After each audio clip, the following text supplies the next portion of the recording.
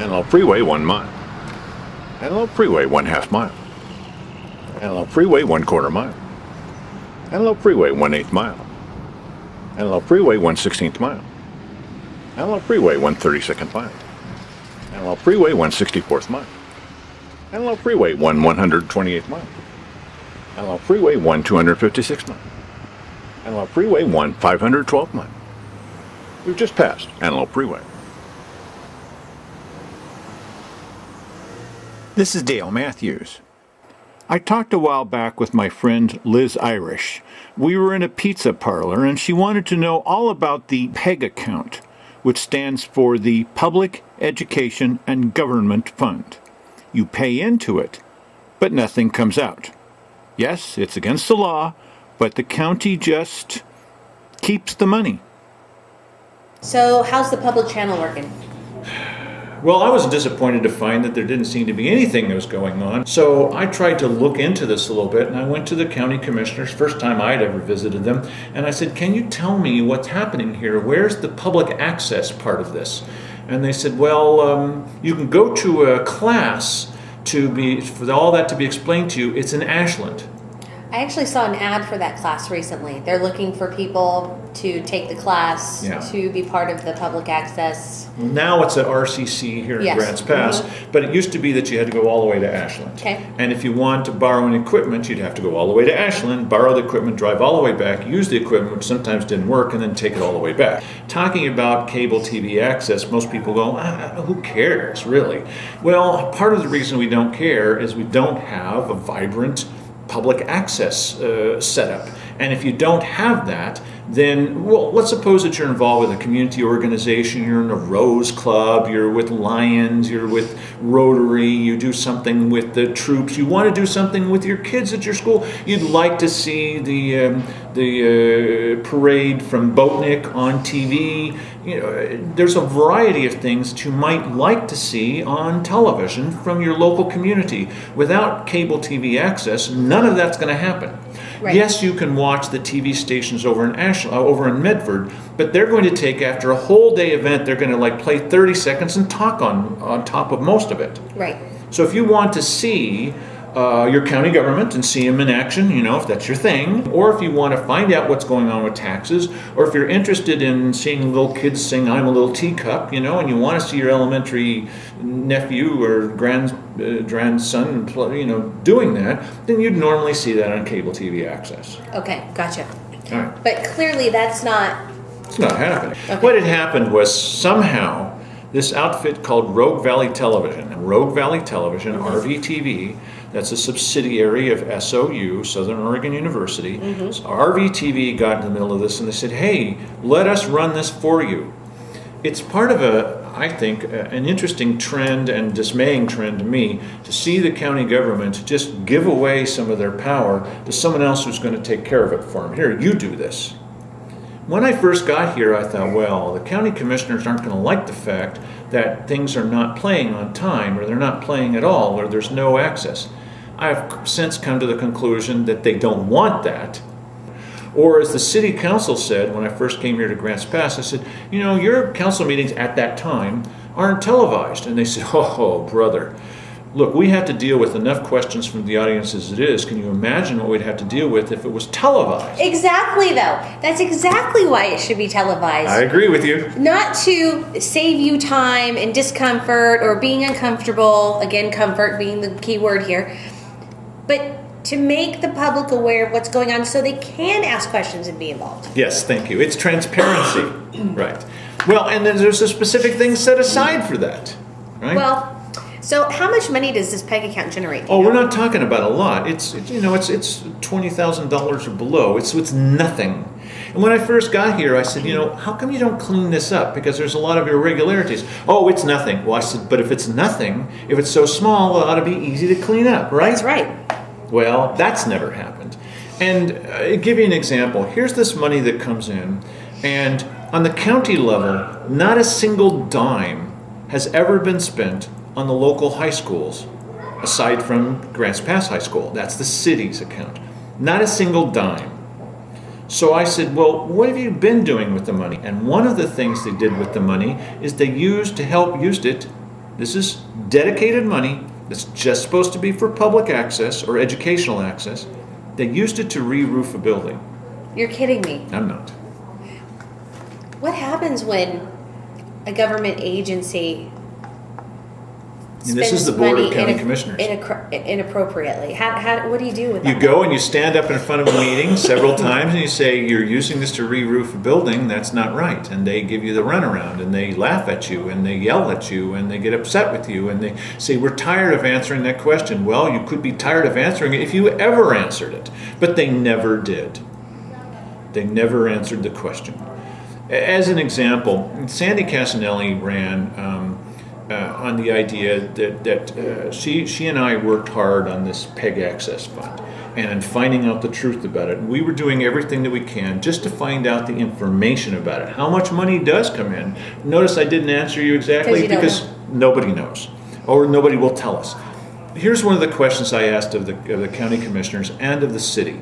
I asked this of David Frazier when he first came in as city manager. Okay. First, I went to go visit him after he'd been there only a couple of days. And I said to him, we get a certain amount in from charter cable that comes into the city, and then it's distributed to the high school only. That's for their Channel 9, that goofy Channel 9 that they run. How much money comes in from charter cable? He stared at me and I said, can you tell me how much money comes in? No. I said, well, can you tell me how much money you give to the high school? No. And he said, we will not be answering that question. We will not be answering that question. I didn't know who this guy was. He was brand new. Well, that was my experience with David Frazier. We will not be answering that question. I went to the... Does he have that option? Well, he never answered it. I went to the treasurer, John Harrelson, and I went to the county commissioners, and I said, this is money coming into the county. We're not talking about spending money. We're talking about income. How much money are we supposed to get? They said, well, we're supposed to get whatever the amount was, $18 or whatever per subscriber. Okay, how many subscribers do they have? We don't know. Wait a minute. If you don't know how many subscribers they have, then how will you know we're getting the right amount of money? We're not going to be able to answer that question. What? They never have answered that question. We don't know how much money we're supposed to be having come in, Liz. We don't know. Which is why none of the people in the county will pass a property tax increase because they can't answer how they're spending the money to begin Simple with. questions. This PEG account, public education government, public access, this PEG account is the canary in the mine shaft. They keep saying, oh, it's so small. Yes, it's small. It should be easy to clean up. They never have cleaned it up. And it causes... I mentioned Sandy Casanelli. One of the main planks of her platform was that she said, I've been trying to find out information, this simple thing about public access television from the beginning, and it was one of the reasons she got elected. What I finally did is I just went out and I bought some equipment.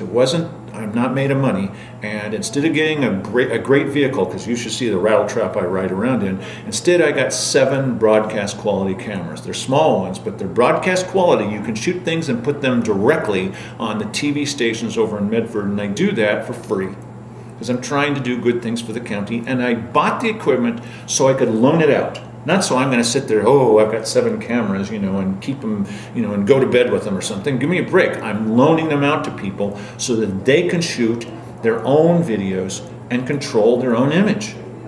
Don't let just me do it. I'll shoot it for you. Shouldn't public access be doing that? Yes. And so here's what happened. So Sandy Casanelli, before she was in office, she and I went down to the county commissioners and we kept haranguing them about this. I mean, we really did. We really bugged them about it. They finally said, okay. Instead of just spending it on things like re-roofing a building and a new coffee maker, instead of just spending on that kind of thing, they said, okay, what we're going to do is we're going to ask you what kind of equipment you think we should get. And I came up with a couple of suggestions. Here's equipment similar to what I bought later. Okay. Here's what I think we should get. And what they did is they went to RVTV, who they had given all the power to, and RVTV went out and bought different cameras, completely different setup. So, now this is real important, got to slow down here, because there's no dispute about this. The commissioners have said several times, yes, that is the case, that's exactly what happened. RVTV went out and they bought this equipment, new equipment. They liked that new equipment so much that they kept the new equipment they bought with our money. They went to their warehouse and they pulled out old and sometimes broken equipment, and they gave us their old and sometimes broken equipment instead of the new equipment that they bought with our money. Is that legal? Well, the Citizens Financial Review Committee, I'm going to take just a moment to answer this. At that time, the commissioners were under a lot of pressure to try to get answers to various things. And the biggest thing they were trying to get an answer to is, how's the money being spent by the sheriff's office? And there were several other places that they wanted sort of investigated. So they went out and chose a bunch of their friends, because this is how committees work. Because it's comfortable when It's you're working comfortable. with It's people that are comfortable, like you and have you want to opinions have like everybody yours. with Right. exactly the same ideas. Because that clearly is their agenda. And everybody figured that since these were their pals, that it was going to come in kind of a bit of a whitewash. Oh, everything's wonderful, it's Shangri-La situation.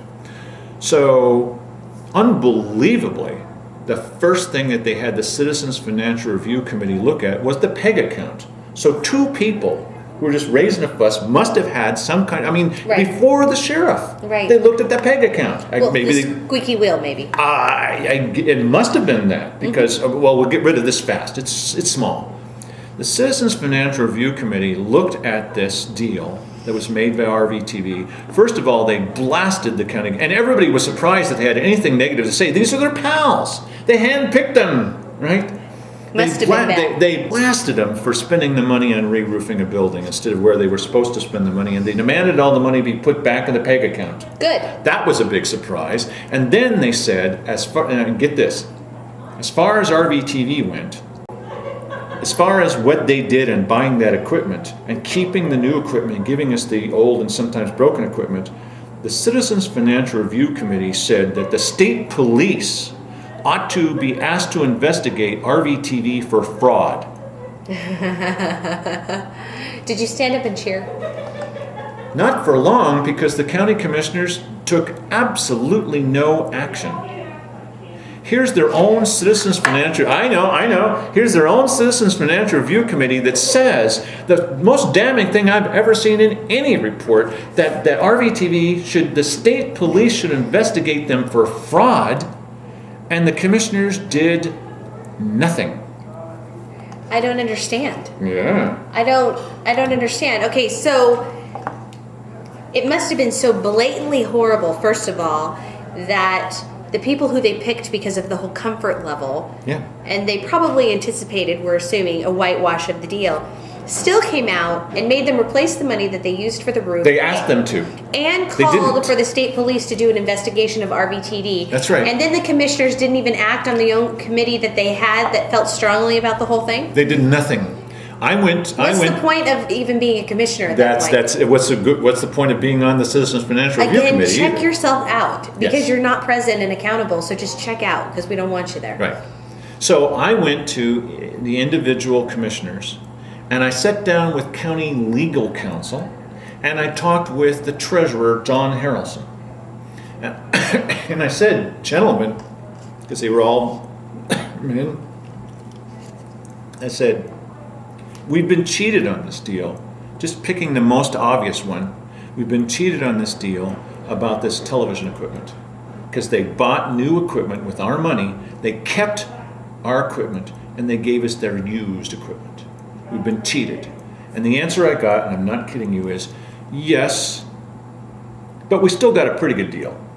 What? Did you say that out loud? Did all of the gasps in the room, was anybody else going, what? Yeah. Did you giggle? No, I didn't giggle. I thought it was outrageous. Outrageous. Outrageous. We've just passed Antelope Freeway.